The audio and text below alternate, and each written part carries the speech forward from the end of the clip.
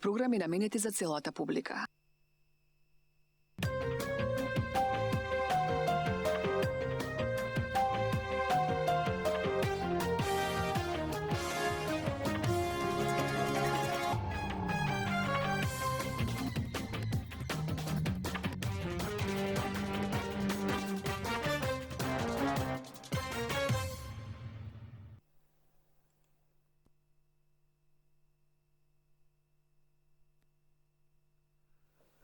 Почитувани гледачи, добро вечер, добре дојавте уште едно издание. Јади Бурек на Сител 3 телевизија.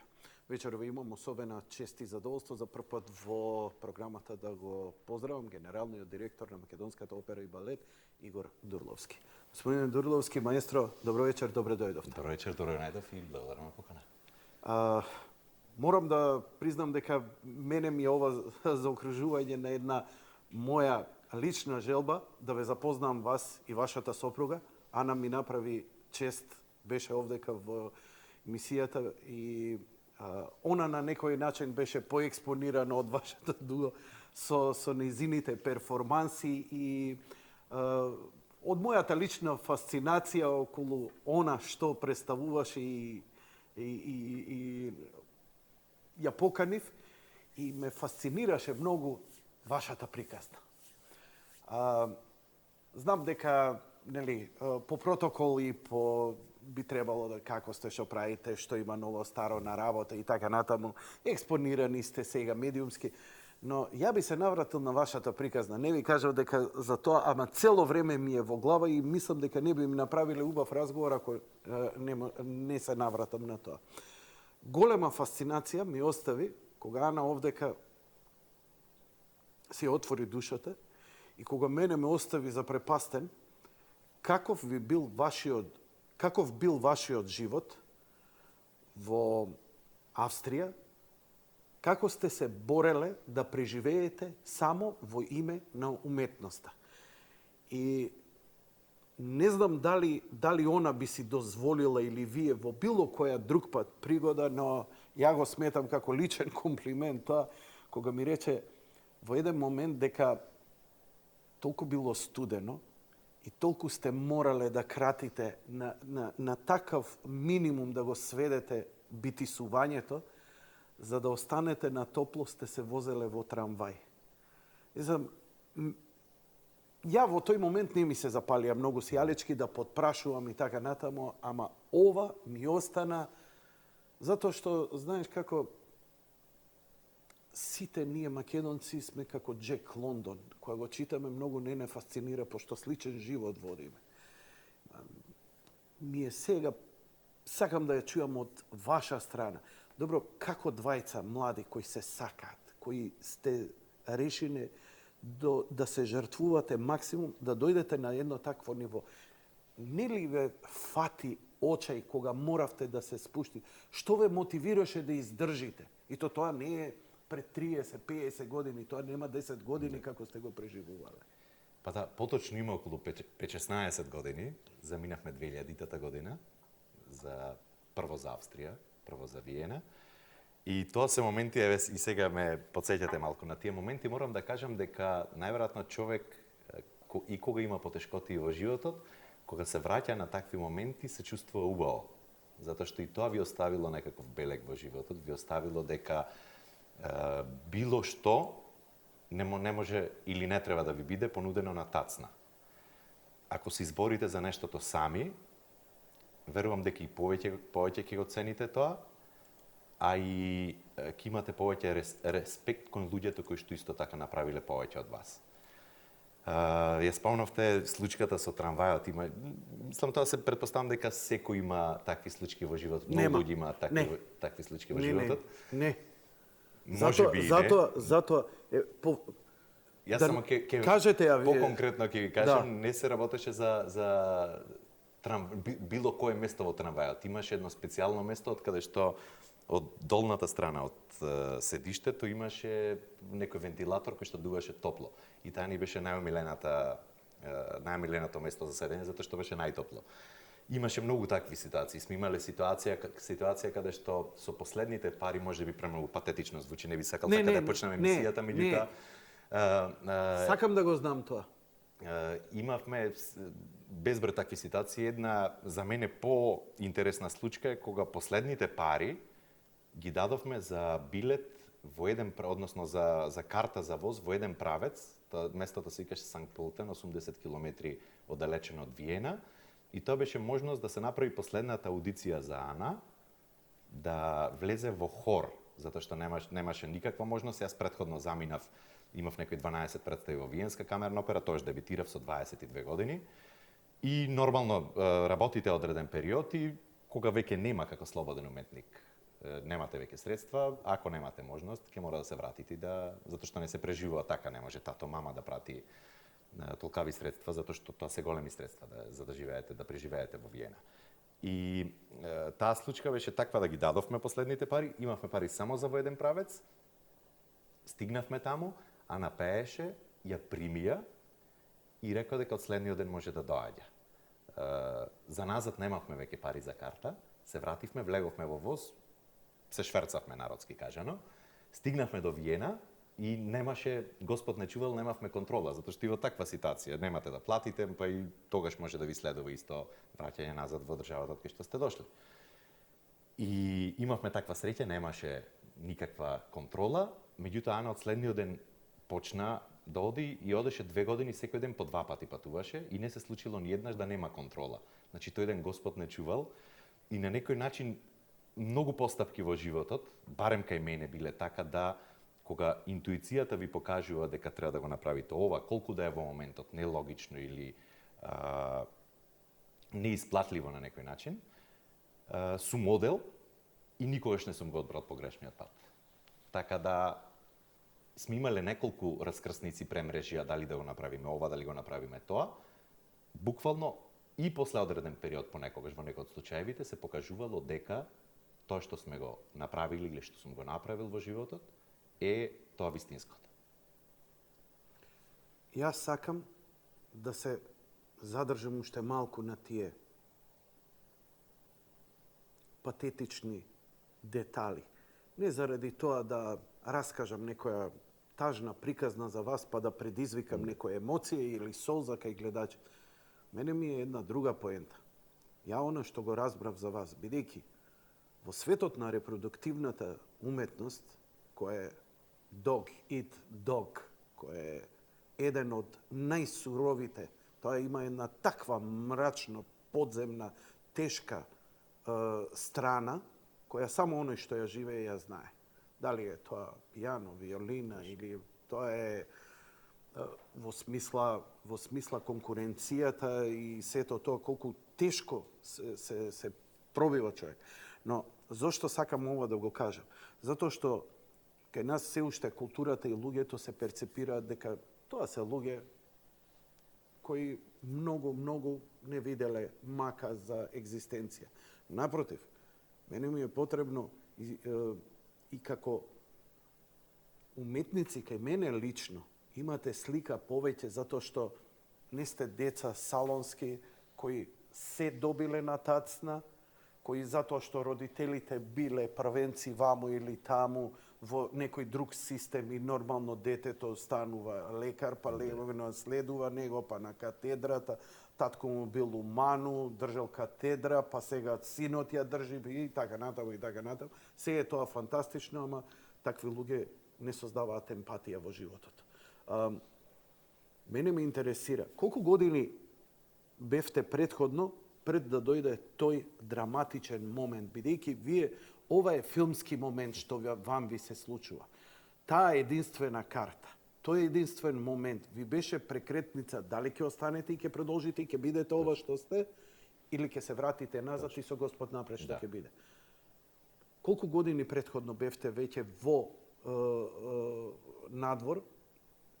Тоа беше буквално периодот кога првите почетоци, да не кажам. Тоа беше, јас бев на 23 години, Ана беше на 22 и беа баш почетоците кога отидовме во Виена, неколку месеци, првите неколку месеци, нормално јас сум заработил нешто таму, затоа и заминав да дебитирам во Виена и кога ќе ги потрошите парите кои што сте ги заработиле веќе, затоа што нормално трошоците се многу поголеми таму, веќе после неколку месеци не можете баш комотно да живеете, односно на крај се доведувате во ситуација дали ќе ве биде или нема да ве биде.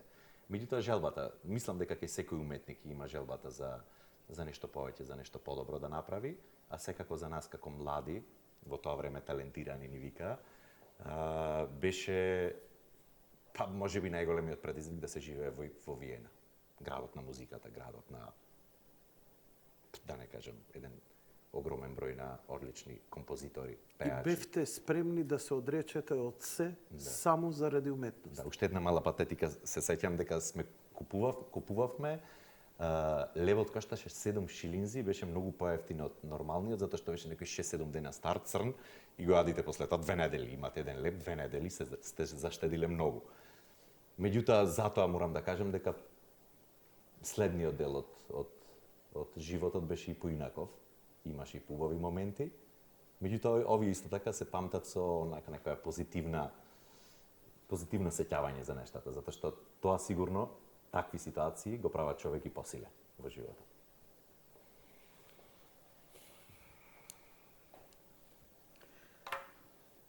Сега ми направи флешбек со оваа реченица, господине Дурловски, на последното моје интервју со Тоше Проевски. А рековме дека ќе го спомнем, имаме и добра причина овдека. За жал морам да ти се уфрлам овдека и Тоше последното интервју, пред да погине, го доцневме околу половина час. Ја бев во студиото, он седеше надвор. И мислев дека како уметник му треба време. Излегов надвор да го видам и беше целиот насолзен, расплакан. И седнав до него, ги тргнав сите од околу, не го приметија другите. Као мислевме чекаме сега маестрото да се подготви. Ја викам, шо ти е? И ми вика, крена глава и тогаш видов дека плаче. Викам, не си добар, викам, уморен си, помислив дека е уморен. Пата ли? Иди. Не, вика, ќе го правиме интервјуто. Само вика да се смирам малку. Што се случило, вика? Го начекал татко му, како купува бајат леп. Што правиш, бе, тато? За кучињата. Добро. Еднаш, два пати, и улетал дома без да им се најави, ги нашол со мувлосан леп како јадат. Викам, зашто не ми побаравте пари? Срам ни беше. Важно ти да успееш, да не го оптеретуваат. И тоа е... Каква приказка, да. И сега, ја му реков, ја се расплакав, он плаче, ја му викам, иди, не можам ни ја да го терам интервјуто, не ќе го тераме. Ја седнав на бубња и го направивме, и тоа беше последното интервју, онака еден на еден кај што раскажуваш. Ама уште еднаш мене ми се повторува, не се најажи, ми се повторува дека навистина луѓето кои сум ги препознал како врвни уметници, меѓу кои сте и вие, никогаш не се оние кои излегле од кабинет, од салон, туку оние кои поминале животен пат, буквално, кои екзистенцијата ја почувствувале, што значи да се бори за екзистенцијата, и мене уште не ми е јасно како успева човек кога ќе се спушти на такво едно примитивно ниво, на такво едно примално ниво, на такво едно ниско екзистенцијално ниво, каде што ќе рече, нека оди поѓаволите без трага и уметност и се, ја треба да јадам, моите треба да јадат и така натаму. Ја не можам да го сватам, бидејќи не сум уметник, каков е тој клик во глава, каков е тој Ван Гог кој ќе си го одсече увото или ќе гладува, ќе пие само кафе, ама уметноста е пред се. Каков е тој порив кој вас ве носе до толку да се жртвувате само во име на уметноста? Какви се тие возвишени идеали во вас? Па, верувам дека секој уметник, јас можеби морам да признам дека ако би се случило тоа денес, на оваа возраст, не верувам дека би имал храброст тоа да го направам. Посебно затоа што го имате искуството, некое релативно големо животно искуство, ако зборуваме, јас сум дека скоро на 40 години, не сум престар, меѓутоа сум имал искуство 20 години со живење во странство и така натаму. Поискусен човек најверојатно размислува и порационално. Сигурен сум дека во денешно време не би го направил истото, да заминам, мислејќи дека ќе најдам нешто подобро.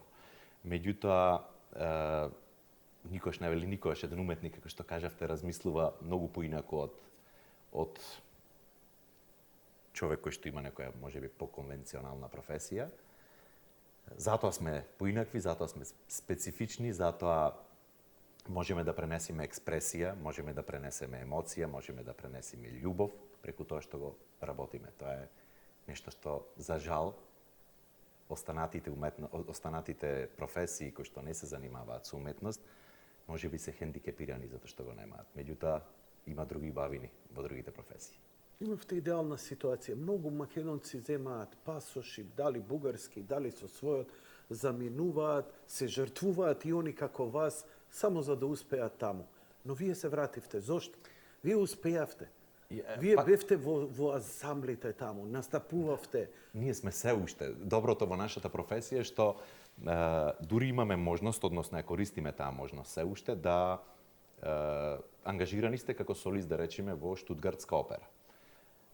Имате договор на годишно ниво, таму договорите се обично на година или на 2 години, и со самото заминување ние не заминавме комплетно, односно нашата работа не чека се уште таму. Добиваме месечна плата и со тоа имате обврска 1 до 2 продукции годишно да одите таму. Не морате како администрација, да речеме, да бидете секој ден таму, да одите на работа од 8 до 4, туку правите една продукција, тоа е еднаш во годината најчесто, и одите само на представи. А фала му на Бога, Скопје е добро поврзана со Европа сега, и сабајле патувате, вечерта сте на представа, следниот ден се враќате назад и ни дава можност во денешно време да можеме и така да функционираме. Така да ние не сме комплетно заминати, да не кажем скроз одделени од таа средина, но многу голем дел од времето поминуваме тука и тоа ни дава за право да живееме една, можеби, перфектна комбинација, да уметнички се исполнувате надвор од земјата, го пренесете тоа што го имате, исто така и тука, но да живеете во средина во која што имате многу пријатели, имате, ако имате доволно средства за да живеете нормален живот, не верувам дека има земја која што е поубава за живот. И тоа е интуицијата која што и претходно ја спомнав, беше најголемата причина да се вратиме назад. Јас чувството ми било секогаш кога сме оделе према Македонија, најчесто со кола сме доаѓале затоа што сме голема фамилија, и педалата за гаста ја онака оди напред, ногата оди напред и имате чувство дека си одите дома и сте среќни. Кога сме се враќале назад, иако ве чекаат одлични театри, супер колеги кои што пеат на сите можни светски сцени, меѓутоа го немате чувството дека одите со кејф назад. И што повеќе од тоа, да ви покаже вашата интуиција дека треба да се вратите таму кај што припаѓате, таму кај што ви е најубаво. Тоа беше единствената цел и убеден сум, имав многу контакти од мои пријатели кога се вративме назад. Па зошто? Па шо вие, луди сте, шо ќе правите? Меѓутоа, навистина, мислам дека Македонија е многу убаво место за живење. Пријателите, роднините, родителите, се тоа што ви е многу поблиску. Сонцето, македонското сонце, многу убаво се сеќам кога ќе доаѓав од Германија, понекогаш и со авион, ќе излезам на аеродром кај нас и во лето сонце 45 пече многу поинако од германското. И е тоа што најверојатно од дете сте навикнати да го чувствувате и ако го немате ви фали. Тоа се причините заради кои што се вративме и убеден сум дека не сме погрешиле во тоа. Многу мина и нема да ве разберат, ја ве разбирам. И ме интересира зошто не се откажуваат од вас во Германија, во Австрија, зошто тие продукции? И онака има толку огромна конкуренција. Ги следев изведби на колешки на Ана, Зимската кралица, конкретно која е моја фасцинација, како го имам, сакам следна средба да ми се потпише, го купив оригиналното Blu-ray каде што она насапува. Зошто не се откажуваат? Они можат лесно да речат, што, македонци, дај наши луѓе ќе се земе. Но поинаку се размислува, поинаку е методно. Зошто Ана е се уште таму актуелна? Зошто ја бараат? Зошто се уште добива ангажмани? Зошто вие имате знаете ангажмани? како со тоа што прво за еден уметник е многу тежок почетокот. Кога веќе ќе ги направите контактите, кога луѓето ќе ве видат, веќе вие стварате и познанства. Јас не само што заминуваме да гостуваме во странски оперски куќи, односно се враќаме назад, туку имаме можност и контактите со пријателите кои што значат нешто во оперската уметност во Европа, да ги донесеме тука. Посебно јас со мојата функција, моментална функција како генерален директор на МОБ, имам многу голема привилегија да со колегите со кои што сум соработувал, а се одлични професионалци, затоа што во такви средини функционираат само најдобрите, имам можност да ги поканам, а тие знаејќи дека нашата држава не е на нивото на Германија финансиски и како економија, доаѓаат за многу пониски цени и прават продукции кои што на нашата публика во нормален случај не би им биле достапни. Може ли да ни предочите некои од тие Па продукции еве, кои се реализирани, Джанкарло кои Дел ќе се... Монако, да речеме, е еден од најголемите режисери во свет во моментов. Тој постави Турандот кај нас, една од најпродаваните представи во последнава година. Имаме сега веќе следна во април со 20 гости од Кина. Сега следна продукција која што би сакал со гордост да ја најаваме Травијата на отварање на мајски оперски вечери. Мојата сопруга ќе игра во главната улога, ќе игра Виолета Валери. И режисерка ќе биде во моментов, ајде да не кажем најдобрата, една од најдобрите млади режисерки во Германија, која што веќе поставува продукции во Нимберг, во Штутгарт, во Берлин, ќе поставува сега во Базел, тоа е Верена Штойбер. Тие приватни контакти ги користиме и доаѓаат луѓето, еве сега таа, како што кажав, ја прави Травијата и убеден сум, јас веќе ги видов и на цртите и скиците, убеден сум дека ќе имаме една одлична представа која што ретко се гледа. И тоа се предностите не само лични, затоа што веќе ги имате контактите и можете да се враќате назад во средината во која што сте твореле, туку напротив, користиме и можност да и тие донесат, да ги донесат нивните уметнички квалитети тука и публиката која што можеби нема можност да си дозволи да патува до Виена, до Берлин, до Париз, до Њујорк да гледа некоја оперска представа која што е во Западна европска оперска куќа, да има и тука. Квалитетот е тој. Гордо кажувам дека сите ансамбли во МОБ се на едно високо професионално ниво и продукциите кои што ги правиме тука не делат многу од западноевропските.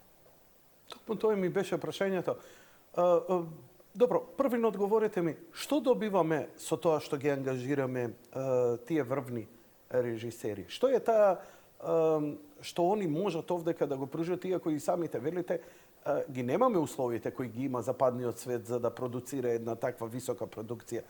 Јас сум гледал во Италија продукции на опера кои се изведувани на стадион пред 100.000 гледачи, такви импозантни, да мислам најголемите гладиаторски игри не можат да се компарираат со такво нешто. Што добиваме ние како културно милје со таквите ангажмани?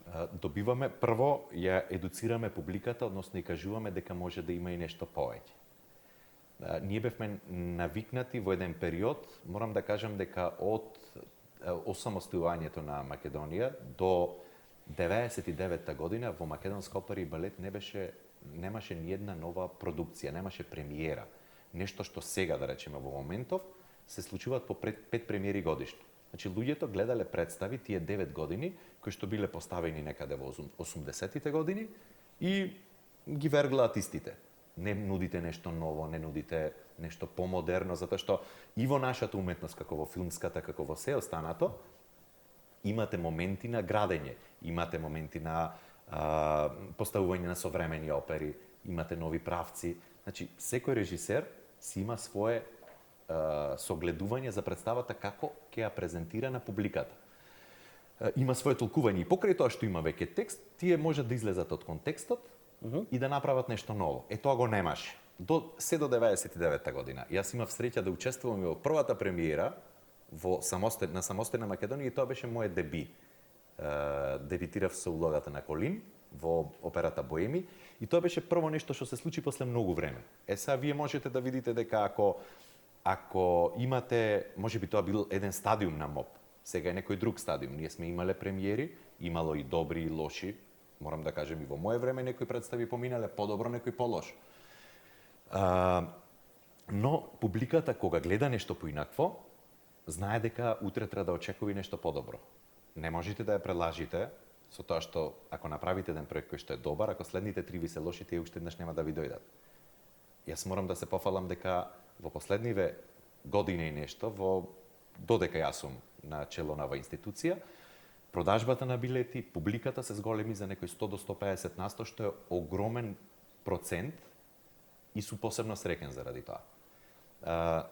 Не дека не сме работели на проекти кои што се можеби малку попопуларни, меѓутоа верувам дека успехот на една институција е тој да го задржи железниот репертоар, да работи исто така на продукции кои што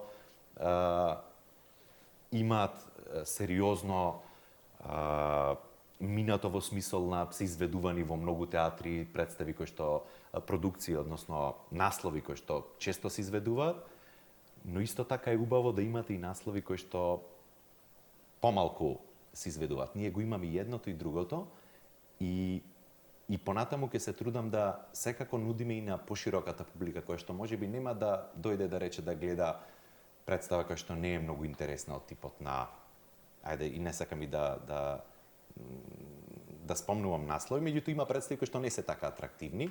Ние оставаме и да таа публика да дојде, да направиме нешто што би било за нив поинтересно од типот на Леписол симфони, од типот на Тајно моја мюзикал кој што е посветен на Тоше Проевски, за кој што можеме да посветиме малку повеќе време ако дозволи времето во емисијата вечерва.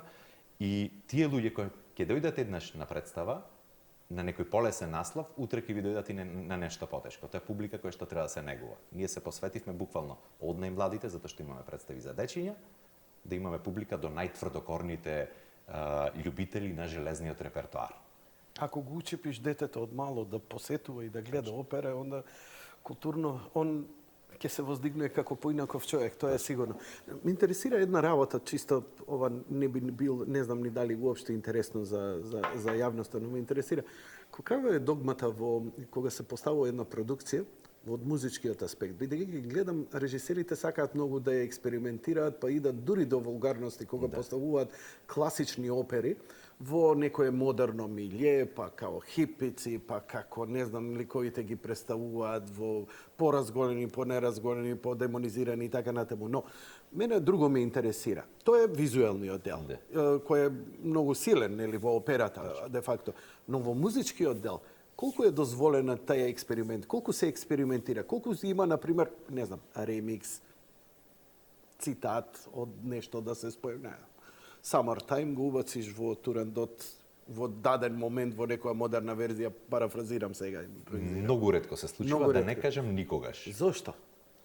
Па ја спомнавте догмата на тоа што тоа е најверојатно можеби не знам каква компарација да направам, меѓутоа тоа што го напишал Моцарт е светост. И не само Моцарт, најголемите композитори. И би било можеби невкусно ако именуваме нив. Меѓутоа има ситуација од типот да, ако формата е таа, од почеток до крај, конкретно во Македонска опера и балет поставивме пред година дена на мајски оперски вечери Евгений Онегин, после долго време немавме поставено руски автор и посебно ми е драго што го направивме тоа. Добро помина и таа представа. Режисер беше Дејан Пројковски и имаше едно решение да увертирата на почеток да ја стави исто така на крај. Некоја финта од типот на Before the Rain, да се направи некој круг.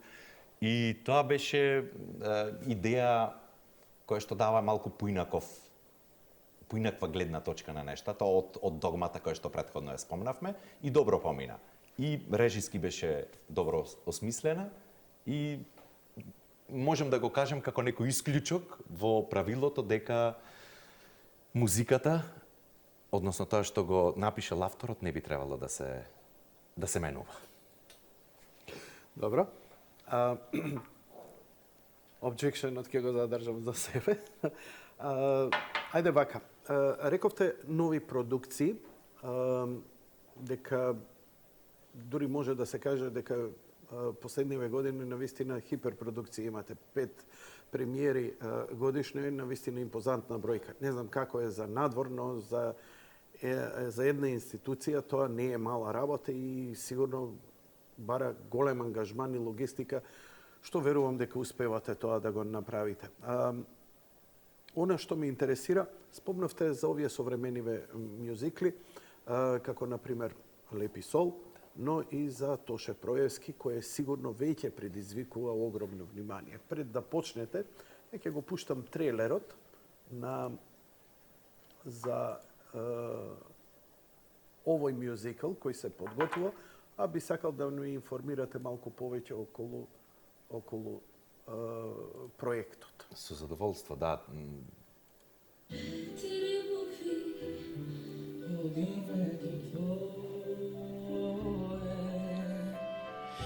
Четири страни на мојот свет. Додека спиеш, убаво ми, кога ми сваќам, ти си најубав цвет. Твоите очи вино жито кријат, поле годам со среќен лик. Зборови барам, зборови нема, некако тебе не те опера сниг. Сонце во твоите руси коси, ангел што љубов мене ми носи. Звезди се кријат твоите очи, злато мое одамна чекам да пристигнеш ти.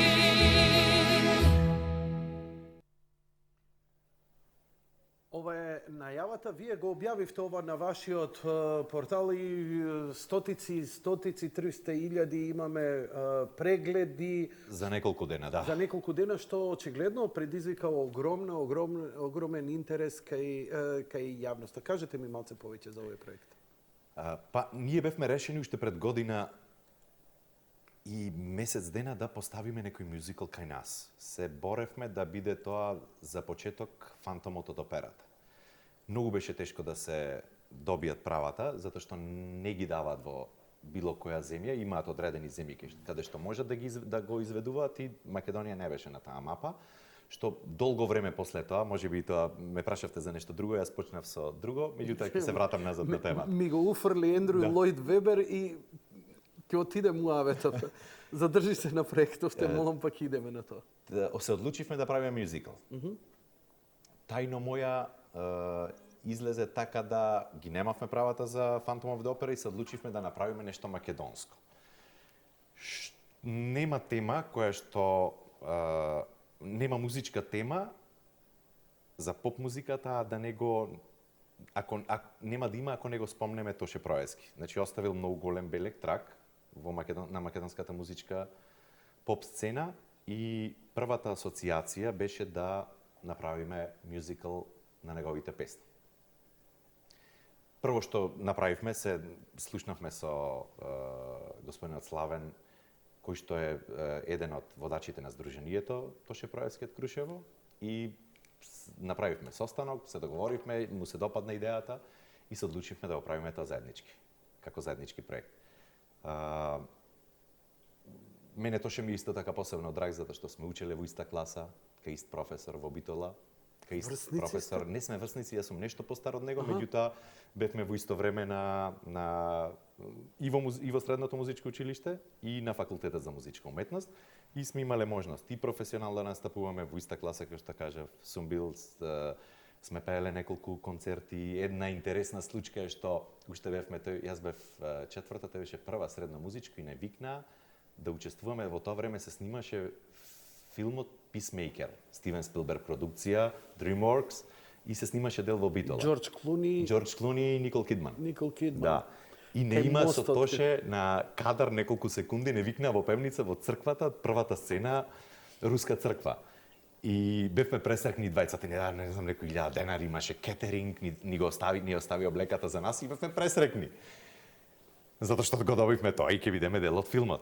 И да се навратам на темата, јас имам и приватни причини зашто да го сакам тоше повеќе отколку можеби некои останати наши Не пејачи треба на причина естрадата. да го сакаш тош. А тоа што го направил, што го оставил зад себе е секако најголемата причина и тајно му е при крај, на 24 е премиерата, работиме турбо на подготовки. 24 март, да. Е премиерата, веќе е распродадена. Не знам дали во историјата на МОП, меѓутоа во последните 20 на години не се случило 3 месеци унапред да имате распродаена представа. Ова се случи со тајна моја, втората е при крај, третата исто ја отворивме да се продава, тоа е на 24, 26 и 28. Ќе бидат првите 3 изведби и во април продолжуваме понатаму, затоа што гледаме дека интересот ќе биде огромен и верувам исто така дека ќе направиме дело кое што ако не гледа, сигурно не гледа тоше одгоре, ќе биде горд на тоа. Кажете ми малце околу продукцијата. Гледам дека огромен број се ангажирани и на млади, но и луѓе од естрадата да земат учество. Како музички се во ова се спојува, бидејќи ова се различни. Имате необразувани гласови и образувани, кои ако извештеното веднаш ги препозна, не мора да ги погледне кој ги слуша. Како се во ова музичкиот дел? Кој го работеше? Кој продукцијата, аранжманите или песните остануваат? Не, песните не остануваат исти. Прво ќе се навратам на тоа што рековте, искуството и младите. Тоа е, сигурно ќе се сложите со мене, нема подобра комбинација. Нема. Значи, младите даваат свежина, искусните им даваат ветер на младите, да научат и тие нешто плюс, учат, буквално, кога работат на сцена, кога работат еден со друг, учат едни од други. Хендикепот кај актерите е што пењето не име најака страна, затоа што првенствено се актери, меѓутоа младите пејачи имаат хендикеп да глумат. И едни со други си помагаат во двете работи, имаме одличен спој, имаме одлична енергија во целата работа и тоа не може да даде ништо друго освен еден одличен резултат. А после тоа начнавте тема и на тоа кои ги прави аранжманите. Аранжманите ги прават Кокан Димушевски и Сони Петровски. Имаме 24 песни, одбрани најдобрите, најпознатите, најубавите песни, најслушаните песни. Најверојатно за секој од фановите кои што го сака тоше ќе се пронајде во делот од песните. Режијата е на Тони Михајловски, за прв пат режира мюзикл, исто така човек кој што никогаш не бил во оваа бранша, има сигурно посебна инспирација да даде повеќе, затоа што понекогаш знаеме и ние уметниците да влезиме во едно тркало и да од навика почнете да правите и калапи, а тоа во уметноста е погубно. Затоа посебна свежина ќе даде и режијата на Тони Михајловски, затоа што за прв пат излегува ваков предизвик и како што гледам подготовките одат одлично, ќе имаме одличен продукт. Мюзикл. Тоа значи ќе мора да се раскаже и некоја приказна, тоа нема да биде настапува. Да, тоа е љубовна приказка, не би открил повеќе, љубовна приказка на Чиј е двајца сценарио? млади. Сценариото на Огнен Неделковски, човекот кој што напиша неголемиот дел од песните, односно од текстовите на песните на Тоше. Како ќе биде атмосферата? Ќе биде онака покамерна, како концерт или ќе биде Не, веќе имаме како сценографија, имаме со све? костими, имаме балетски ансамбл од 20 луѓе, имаме солисти, како што видовте, преку 20 и кусур, имаме хор, оркестар, преку 200 и кусур луѓе кои што ќе работат само на тој, односно веќе работат на тој проект. Јасно ви е дека, трите премиери, значи првите 3 представи се распродадени, што значи и наредните ќе бидат. што значи година дена овој ансамбл Сигурно. ќе биде преангажиран околу цело ова и пак недоволно ќе го видат. Да, тоа сум убеден во тоа. Меѓутоа, од друга страна, пак имаме можност не само во Македонија. Последните преговори ги направивме пред недела дена. Има словенечка менеджментска агенција која што е заинтересирана, односно веќе сме не само во преговори, туку подготвуваме преддоговор за гостување прво во ноември месец во Белград, Загреб и Љубљана со комплетниот ансамбл. А следниот јануар почнуваме со турнеја, западна европска турнеја, која што најверојатно ќе биде поинтересна за иселениците од Балканот, која што ќе почне од Стокхолм, преку Берлин, Минхен, Виена, ќе заврши во Цирих. Така да не само што На здравје шетањето, ако и шетајте се. Ама ова ќе биде многу поголемо. Вие ќе мора ова како франшиза да го дадете. Да, секако. Негдека сигурно во Белград, ако се Јас постави сум убеден една, во тоа. нив ќе им треба, они ќе направат ансамбл, нивни пејачи ќе го направат тоа да биде неделна представа, гарант. И тоа е фасцинантно. Навистина не знаев колку обевен и спектакуларен проект вие подготвувате. Да. И посебно сум горд на тоа. Еве се ближи крајот и едва чекам да. Добро, вака. Ќе биде премиерата во Македонски народен театар или во Македонската опера и балет? Македонска опера и балет. Да. Тоа е комплетно наш проект. Меѓутоа имаме неколку, како што може и гледачите да видат, имаме неколку колеги од драма. Джамбазов и Весна Бејбе и Арна Шијак се од Македонски народен театар, Лазе Манасков и Јана Стојановска се од Драмски театар. Така да, само да не заборавив некој од... Нека не се налутат. Да не се наљутат, да. Нека не се налутат, еве, Така да ја имаме- им се извинувам заради мене. Секако ја ќе обрнам малку повеќе внимание и се надевам дека ќе успеам, бидејќи навистина не можам да дојдам до телефон да се чујам со Тони Михајловски да го покан, ма што не, треба на електричен стол да го ставам за да извадам од него, кој сега би кажал пред премиера што прави и како прави. Вака. Јас, Ана, ми беше сон да ја чујам во живо. И ми стана јасно дека заради моите ангажмани и така натаму, не знам дали ќе ми се оствари да ја чујам Зимската кралица во живо. Но затоа ми се оствари сонот да си го купам оригиналното Blu-ray за 9 евра и го имам во колекција и кога сакам да видам во една совршена и перфектна изведба. Нели сметате дека веќе е време овие фантастични работи да се зачуваат и да се издаде барем на 3 годишнина, на 5 годишнина, јубилејно DVD од представата. Нема тоа да ги натера луѓето да не одат во театар, ама напротив, и тие што биле, би го земале да го имаат како еден спомен од такво Точно, нешто. нас ни е идејата може би уште поголема, поамбициозна, да од истиот овој проект, затоа што многу често и на запад се случува од типот мюзикли од типот на Phantom of the Opera, Les Miserables и така натаму, да има и филмувана верзија. Идејата е може би едно ниво поголема од тоа да направиме DVD од нашата представа, со тоа што ќе направиме филмувана верзија на мюзикла. Ако тоа ни се оствари, мислам дека ќе биде продукт со кој што ќе може генерално Македонија да се гордее, затоа што посебно во регионот ќе биде интересен. Но спремате уште нешто фасцинантно. Па спремаме многу работи фасцинантни. Например, Ендрю Лојд Вебер. Точно. Еден од најголемите, жив е уште. Да. И еден од најголемите оперски композитори ever. With all due respect, ама за мене, човекот кој ги произведе Cats, мачки, Бродвеј денеска е распродаден со децении, тоа не се знае колку ансамбли ја изведуваат таа представа, Фантомото од опера и така натаму и така натаму. Мюзиклите на Вебер се најпродаваните мюзикли. Претходно и кажав во разговорот дека бевме во преговори година дена со луѓето кои што ги имаат правата за делење на франшиза на такви проекти и едва и се изборивме, меѓутоа ги добивме за да ја поставиме Phantom of the Opera следниот март во Македонска опера и балет. Фала Богу, бидејќи имаме конечно некој кој може тоа високо С да го фати. Да. Кога ќе биде премиерата? Ова не смеам да го премиерата не е уште закажана, меѓутоа во март следната година немаме уште точен датум. Ние работиме на принцип да ги закажуваме од сезона до сезона.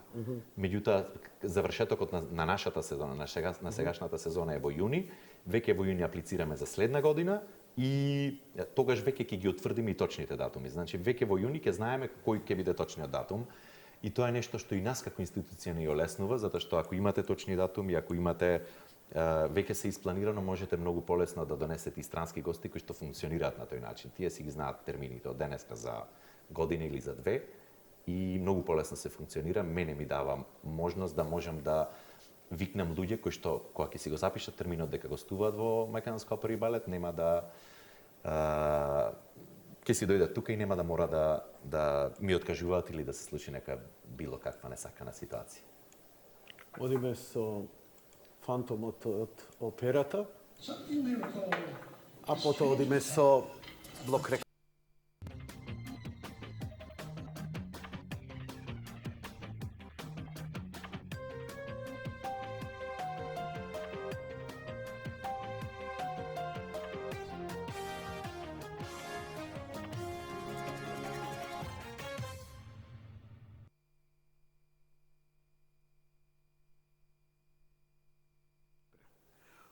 Тоа беше моето возење во трамвај. Ете, така, тоа ти викам. Па така е. Ама затоа те специјална разбирам. приказка. Така е, фала Богу. Затоа те разбирам. Океј, ние го продолжуваме разговорот, ако сакате нешто да фатите, има на Facebook видеото, се уште оди, успеаме копирајтот да го зачуваме добро со аудио. Фантом од операта, Тоше Проевски, уметноста, вашите ангажмани, све иде тоа фантастично. Но вие последниот период сте во жижата на јавноста и многумина кои не ве знаеле, успеа да ве дознаат, затоа што излеговте заедно со македонскиот народ на улица на протест. Зошто тоа го направивте? Па, два пати го спомнав инстинктот, односно интуицијата, и до сега најмногу ми сметало што во било каква ситуација, стално, и јас тргнувам од себе, стално се велело, па, дали баш мора од мене. И може би некои работи, кои што ни изгледаат далечни или може би недопирливи на сите нас, понекогаш ќе станат. Може да станат единствено ако се тргнете од матрицата, да размислувате дека јас не можам да променам ништо во едно општество. Јас го сторив тоа затоа што почувствував дека во моментов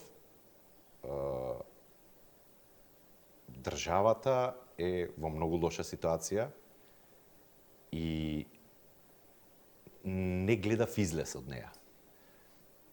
Кога чувствувате дека некој, се може би се шпекулации, може би не. Јас, за жал, морам да се извинам и на ценетата публика.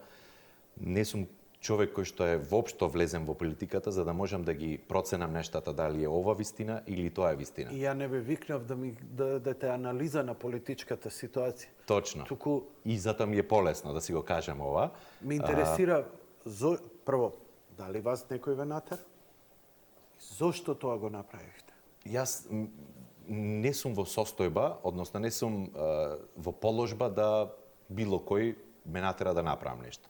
Може би на некој му звучи функцијата генерален директор на Македонска опера и балет многу примамливо, меѓутоа ангажманот кој што го имам таму како директор, од ангажманот кој што би го имал како пејач е многу поголем. Финансискиот дел е толку мал да за мене не представува предизвик.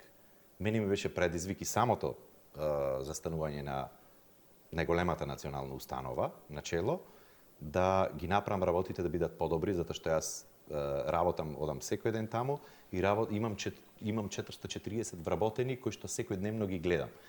Ако имате чувство дека можете работите да ги промените, како и во конкретниот случај, тоа ќе се нафатите. Се нафатив и тогаш за тоа, се нафаќам и сега за ова. Може би е поинаква паралела, меѓутоа, ова што денес се случува на улиците низ Скопје, низ Македонија, е нешто што луѓето кои што се уште седат дома треба да ги замисли. Дали треба и тие да излезат или не. Јас сум човек кој што има пријатели и албанци, и македонци, и турци, и германци, и французи и многу други народи, затоа што сум имал можност и во странство и тука да се дружам со луѓе од разни националности. Посебно во мојата бранша, во уметноста, е потполно неважно на кој јазик зборувате, затоа што на крајот на криштата сите ќе го зборуваме на представа истиот или се трудиме да разговараме на јазиците кои што ги познаваме едни со други. Додека јас сум бил директор во МОП, биле поставени и представи на албански јазик за дечиња, нешто што во нити еден закон не стои. Меѓутоа, на сограѓанинот треба да му понудите максимум што можете.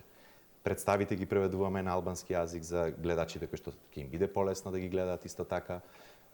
Веб страната ни исто така на албански јазик и тоа покажува колку јас сум растеретен од моментот национализам. Меѓутоа, кога ќе почувствувате дека вашето е загрозено, дека тоа што претходните генерации на некој начин ви го дале на тацна, да имате држава, да имате јазик на кој што можете да се изразите, е загрозено, тогаш почувствував дека треба нешто да сторам. И ова иницијатива, граѓанска иницијатива за заедничка Македонија, е нешто што ќе покаже дека еден на некој начин обичен граѓанин, односно јас не сакам да се сепарирам, тука сме неколку луѓе кои што од старт почнавме, им сум многу благодарен што сме сите заедно дел од оваа каша, да ја наречам. И ова покажува колку еден обичен граѓанин на оваа држава, кој што, како што рековте, за поголемиот дел од публиката бил и непознат, затоа што операта, односно оперската уметност не е така раширена кај нас за да секој ве познава, може, односно се труди да промени нешто. Со ова и апелирам до сите луѓе кои што седат дома пред малите екрани и мислат дека со тоа што ќе седат некој друг им го реши проблемот, е дека дека имаат многу грешна перцепција и дека треба и тие да превземат нешто. Во најмала рака, од утре натаму, секој ден во 17 часот да се среќаваме и да се гледаме пред влада, затоа што постои опасност, иако не сакам да звучам како политичарите, да не нема. Јас бев, морам да кажам, фрапиран од моментот кога прочитав делот од тој проглас ли, како се вика, на платформа, тиранската платформа, во која што се вели дека треба да подпишеме геноцид. Не сум нити правник, меѓутоа информиран сум дека држава која што е створена за време на геноцид не сме да постои, односно би била укината од некој меѓународен суд. Што повеќе? Еве да ги тргнеме на страна јазикот, нека зборуваат на фламански ако сакаат. Било кој од граѓаните. Но суштината е, барем јас мислам дека суштината е поголема. Односно, се работи за дали да не биде или не. Ако седев дома и гледав на телевизија што се случува, јас лично ќе се чувствував огорчено, затоа што не сум дел од тоа. На ваков начин се чувствувам исполнето и се надевам дека се повеќе луѓе ќе ни се приклучуваат, а тоа е случајот, затоа што 11 дена сме на улиците, низ Скопје. Јас бев еднаш и во Битола, имав можност, потекнувам од тој град и сакав да дадам поддршки на моите сограѓани, битолчани. И сакам да ги мотивирам луѓето дека ако со седење дома не можеме да го постигнеме тоа што го сакаме, односно тоа што треба да го браниме.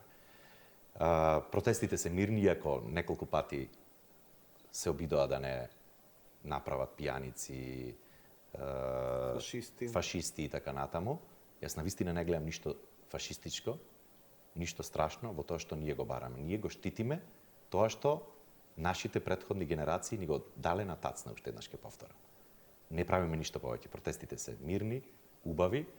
се среќаваме со многу луѓе кои што доаѓаат секој ден се зголемува. Јас исто така морам да кажам дека и на социјалните мрежи веќе имам поддршка од луѓе кои што биле во некоја претходна револуција, да не кажам во шарената револуција, и тоа ми дава за право да луѓе кои што имале еден поинаков став, кој што потполно го почитувам, можеби начинот и принципите кои што ги имале за време на таа револуција не биле најсоодветни, со фрлање, со сквернавање на споменици, меѓутоа секогаш треба да гледаме кон нештата позитивно, дека има две различни мислења, го почитувам секогаш мислењето на другиот и меѓутоа сакам и моето да го почитуваат.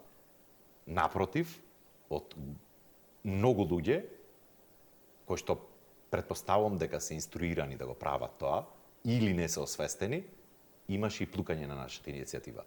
Меѓутоа, ние го издржавме тоа и мене лично, да, секако јас бев очекував и првиот момент, јас обично ги правам одлуките во еден саат.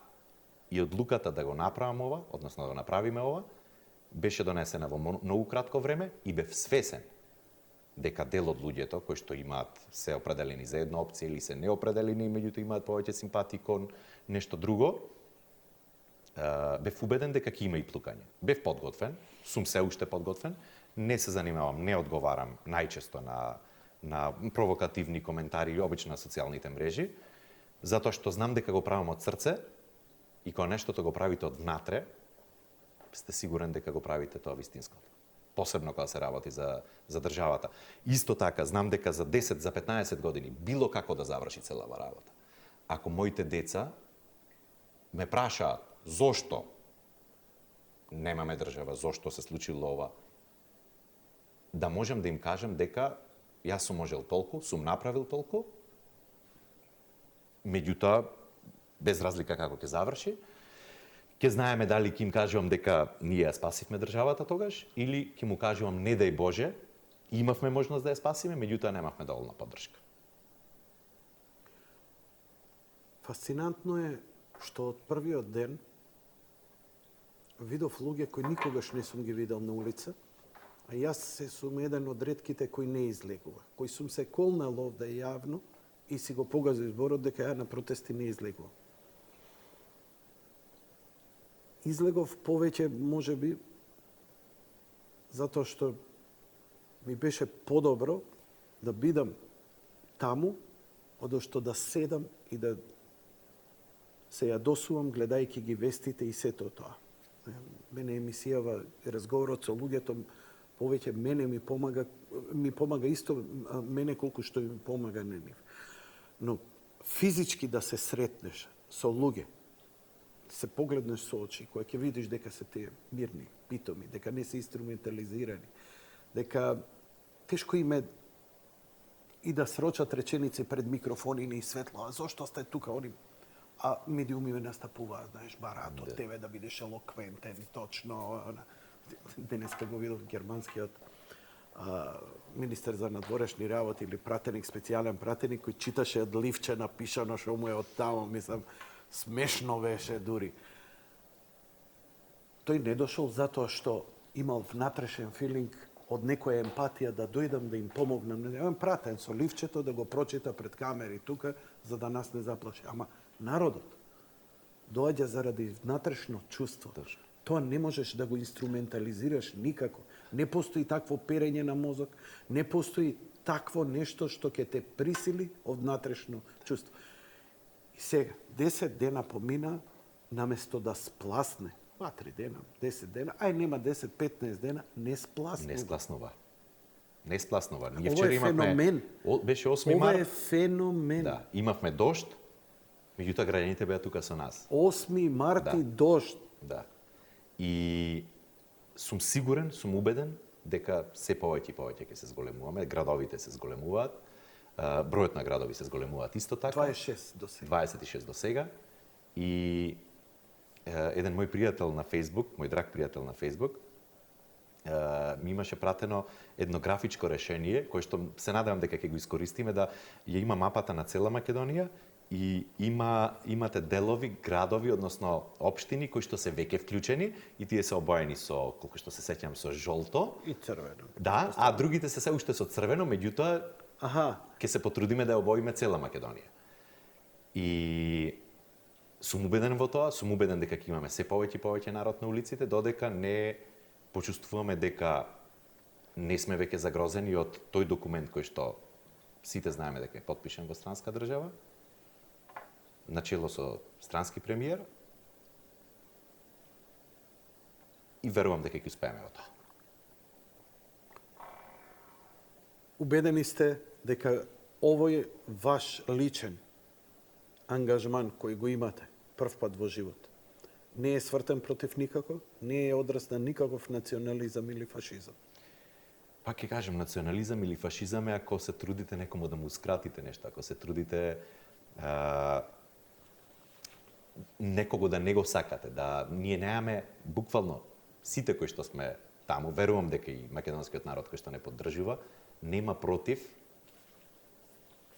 некој останат во државата, некој останат. И напротив, ние секој ден имаме поддршка, денеска имавме поддршка и од представник на Сдруженијето на турците, имаме секој дневно присуство на председателот на Сдруженијето на унгарците во Македонија, имаме представници од ромска националност во Македонија, кои што вчера имавме исто можност да една ромка интелектуалка да се обрати пред народот и да каже дека исто така и тие се со нас.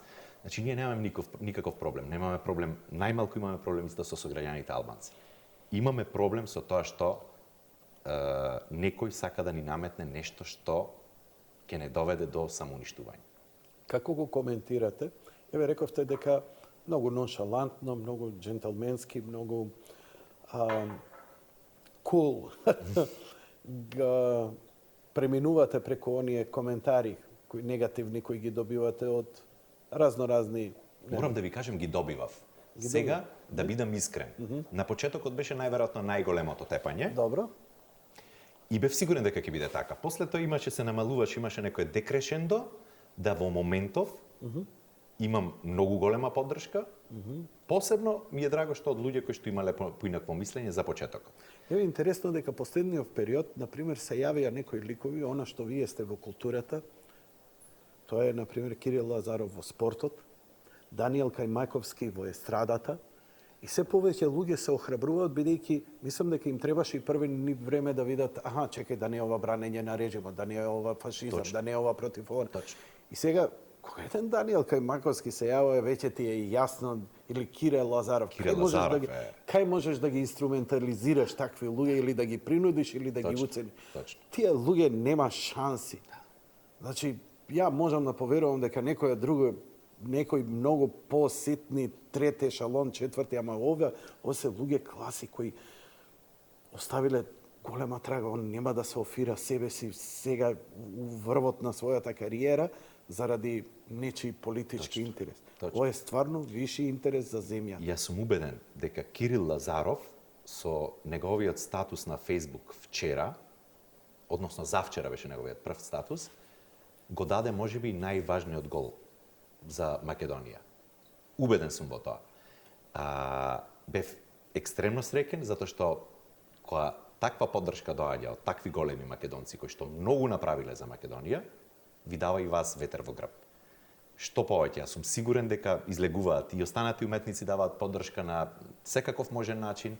Верувам дека ќе продолжат, веќе имаше неколку уметници кои што прават и специјално наменски песни за Македонија. И знам дека поддршката ќе се зголемува и се повеќе луѓе ќе се приклучуваат на ова, да го наречам, движење. Мене ми падна многу тешко за Кирил Лазаров негативните коментари од македонци кои му ги упатеа само заради дека ја му го читав неговиот статус. Збори за Македонија, збори за знамето, збори за земјата. И заради тоа да го нападнеш, ја разбирам мене кога ме напаѓаат. Иако и јас за истите работи зборам. Ама разбирам, јавна личност, полесно му е, окей, нема проблем. Понекогаш се осеќам како ефтина проститутка. Викај ме како сакаш, ако ти е подобро, боле сипи ми се мене него да направиш белја негде. Ама Кирил Лазаров. Јас морам да цитирам еден, и јас се позанимавав, малку прочитав неколку коментари. Посебно бев... Ја ги читав во емисија, трагедија. Јас не знам дали се сеќават, имаш еден коментар да бе сега Кире нему оди во Барселона, ќе потпиша за Нант, што не дојде во Скопје да игра за Вардара кој е толкав патриот. Тоа се граничи со со морам да бидам груб, не сакам да користам непристојни зборови, со глупост се граничи тоа. Или никакво чувство Премногу си политички коректен во изјава. Да, па навистина. За таков човек кој што оставил срце и душа за репрезентацијата, може би единствениот кој што до сега од почеток до крај ја водел репрезентацијата со него. Сме имале и други звезди во останатите спортови кои што знаели да ги снема, да се вратат, па ги има, ги нема. Кирил Лазаров мислам дека е човекот кој што најмалку забушаваше, ќе искористам некој збор кој што може би е понародски и беше секојаш со нив. И во тоа се гледа големината на еден човек, на еден спортист. И секогаш протестите, маршот го започнувате вие со интонирање на химната. Во живот не сум ја пеел толку често. Денеска ме запознаваше еден од колегите Борис Дамовски, Бетмен Велица, седевме тројцата и помина некој човек, па ме запознаваше и здраве, јас сум Игор, химнопеач, нешто се зезавме, така да по последно време многу често, меѓутоа секогаш имам ми е убаво кога пеам химната. Добро е што ја пееш, затоа што и химната ни е ставена Точно. во таа приказна да ни се менува. Еден политичар рече ќе дојдат странски стручњаци да предложат како Да ни гласела скомпонираат нова химна? Да, како ќе гласела химната. А интересно ми и малце разочарувачки, но добро е освестувачки и покрај се што кога ја пеат химната не ги знаат зборовите. Добро е да ја повторат. Така е. Добро е да ја повторат. Не може знамето и химната на Македонија не може да побудува лоши чувства кон никого, иначе ја не би дозволил никој од моите блиски. Ја би им забранил најфашистички да излезат на такво нешто. Но кога ќе заврши протестот, значи пикавец нема, ливче нема фрлено, јас сум горд на тие луѓе. Тоа е оној народ со кој се дружам јас секоја вечер, кој не се јавува, тоа е таа ќутливо мнозинство кое се случува не само кај нас, во цел свет. Така. Мислам дека е ова светски процес на едно будење на човештината. На човештината, будење на човештината. Не е ова само будење на македонизмот, македонска пролет. Не, ова е човечка пролет. Македонизмот се гледа во моментот. Ние имаме секој ден перформанс кој што беше предложен од Борис и од Бетмен да на крајот на протестот со Богдан. Не. Слушај, ја ме изнервирам кога го смени Богдан Илиевски Бетмен. Ти стварно мислиш да си го изгубиш идентитетот? Што е тоа Богдан Илиевски? Така е, одма промена на име. Па нема смисла. Како смееше да го промениш името? Ти си Бетмен. Така да и перформансот е така да застануваме на сцена на крај на дружењето со граѓаните и бараме да има тишина. Почнуваме со тишина, се слушаат само неколку птици. Чавките у Жена парк, да. знам. Чавките во Жена парк. Ма тоа е, знаеш ли кој надреален момент е ти да имаш 10.000 души и да ги слушаш птиците? Кај се доживеало? Народ, маса, тоа кога дише прави галама. Ова е надреално, ова ќе се сеќаваме на ова како нешто уникатно во нашето живење во историјата. Неверојатен момент е ова. И е за мене барем, посебно првиот пат, кога прв пат го направивме, најемоционалниот момент беше кога сите почнуваат да се удираат во гради, во ритам на срце. Значи, тука покажуваме најмирно, најдостоинствено, како во тишината се слуша македонското срце. И по мене е тоа најверојатно перформанс кој што не е копи-пейст од некаде, туку е нешто наше и треба да бидеме горди на тоа. Затоа што секој кој што излегол последниве 11 дена, односно ова го правиме последниве неколку дена, го почувствувал и може само да го прераскажува. Истиот ден имав многу пораки од пријатели кои што кажа дека сежеле, дека имале солзи на очи кога го слушале тоа, затоа што е нешто надреално. Не е нешто што можете да го, иако е на некој начин инсценирано, е нешто што секој ден е различно и секој ден е се поубаво и посилно. Значи, покажува тоа дека македонското срце чука, ќе продолжи да чука со отворени раце за секој кој што и мисли добро на оваа држава. Секој сограѓанин. Одиме со вториот блок реклами.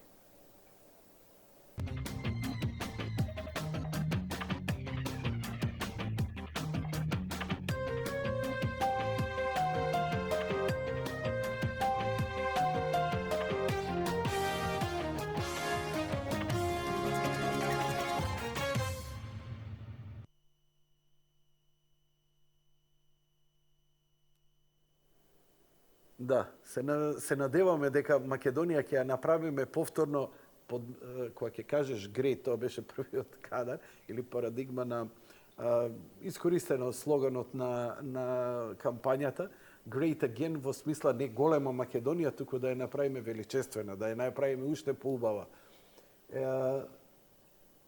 Но во овој момент ние се бориме за екзистенција. Местро, освен вашите ангажмани кои ги имате како генерален директор на МОБ, настапувате ли вие лично? Сепак треба да се одржи формата на овој бас. Јас имам привилегија сега како директор да си дадам задача, затоа што ако не го направам тоа, навистина ќе се посветам само на ова што го работам сега во моментов и нема да пеам. И напротив си дадов задача да во таа и таа представа да ме има, за да морам да вежбам, за да морам да работам, затоа што од време на време сега гледам и малку да ги редуцирам настапите во странство, посебно затоа што сум посветен на ова што го работам. А кај сте ангажирани во странство? Најчесто последна моја продукција беше во Макао во Кина пред неколку месеци. Имав Турандот, бев месец дена таму и многу интересно кога гледате, кога учите од нови култури. Они се многу камерни, кај нив нема. Знам, добро, извини, поглед. Сега требаше да видам, меѓутоа пропуштив заради актуелната ситуација. Продукција во Палермо, со која што требаше исто така во јуни да гостуваме во Осака и во Токио, но тој ангажман го откажав. Ќе имам мој следен ангажман во странство е во месец септември Аида во Хонг Конг. Така да ние уметниците често знае да ни има на повеќе места. Браво, браво, фасцинантно. Ана не е тука, беше поканета и она да бидете заедно, ќе беше уште поубав разговорот и естетски. Секако. Да, за жал не беше, не ви кажав дека е И она е со своји ангажмани моментално и се така нејзини натаму. работи, така да туку што се врати, само да кажам дека туку што се врати од Штутгарт, работеше на нејзината последна продукција, завчера беше премиерата, Арио Данте од Хендел и имаше одлични критики. Зимската кралица уште ли ја изведува? Ја изведува, да, изведува, настапува во волшебната флейта. Уствари, таа е една од поизведуваните улоги и представи. Затоа што е едно да, од ама е ретките многу кој може специфична, точно. оној специфичен Да. дел. Да. Знаеш како ми рече Ана, вика, можеш ти вика да се утепаш у кариера. Цела представа феноменална, али вика тоа парче, тој дел која ќе треба Да. вика тоа вика целиот фокус и по тоа ќе те оценат и тука го кикнеш за тоа. Точно. Џабе ти е се. Затоа и представува стрес изведување на таа улога, затоа што е многу специфична. Сите ве чекаат на едно место, сите го знаат тоа место. И ако тука ја утнете, Сега ќе ја чекаме на Фантом де Опера. Ете Високото Ц ќе ја чекаме. да сме живи и Ќе здрави. гледаме и вакви. Еве го високото Ц. Ќе биде или нема да Ја биде? го пуштив, да, во техно верзија и така натаму. Фасциниравте и многу топол прием имаше една ваша изведба која ја ставивте на вашата Facebook страна на една македонска песна. Песната дури мене ми беше непозната. Каде оваа песна? Од кај ја разбравте и зошто? Пред година и нешто имавме проект со Ана, кој што се викаше Песни од срцата. Се одлучивме да направиме компилација на познати македонски песни и непознати македонски песни. Аранжманите ги правеше Сони Петровски и дел од композициите ги најде затоа што има соработки и со етномузиколози, со колеги кои што може да помогнат. Значи со оркестрација ова го Со оркестрација, да, концертот не беше во Македонски народен театар и помина многу убаво. И Таа песна прво таму ја слушнав, ја направивме, ја изведовме неколку пати, имавме прв концерт беше во Скопје, вториот беше на Охридско лето, третиот концерт беше во Битола. И ми е една од омилените македонски песни, морам да признам сега, Анџелина. од кога ја открив. Најомилената ми е Ој Јано Јано, меѓутоа мислам дека контекстот односно причината за која што го постирав не одговараше со таа песна и ова ми беше втори избор и песната е навистина одлична, е и љубовна песна, меѓутоа има и моменти, односно примеси на патриотизам кои што би сакал да истакнам кога веќе го спорна, кога го чепнав зборот патриотизам, односно патриот, е да се пожаламе малце кај тебе дека во периодов, а сигурен сум дека ќе се смени, беше не толку популарно човек да е патриот, да си ја сака земјата, да си го сака јазикот, да си го сака знамето, да си ја сака химната и да си ги брани сите овие нешта кои што претходно ги спомнав. Не знам дали политиката го направи тоа, дали констелацијата на нештата во државата, меѓутоа луѓето имаат чувство дека е агресија ако покажеш дека си ја сакаш државата, дека е агресија према некој ако сакаш да си го покажеш, односно да си го зачуваш, односно да си го негуваш јазикот. Напротив, секое здраво општество, а сум живеел во неколку западноевропски, а сум можел да прошетам и во поегзотични места, секое општество, односно секој граѓанин е патриот на некој начин и бранејќи го тоа што ви е свето, покажувате на другите дека не треба таму да се чепка и дека светоста е нешто што би требало да се негува, да се брани и да се биде горд на тоа. Овде изведуваш акапела. Да. Ова беше чисто спонтано. Јас имам една изведба, има и на YouTube, каде што пеам со сопругата. Може ли спонтано сега за крај да ми отпееш? Јас обично избегнувам пеење во студио, Знам. меѓутоа ќе ја испеам сега. Фала ти многу. Ситуација. Појма немав Да. како ќе дојде, бев спремен со маусот. Ако ме одбиеш, ама бидејќи а капела, маестро, ова нека биде благодарност, лека ноќ до тебе, повели. Кажи, анѓо мори, кажи, душо, кажи,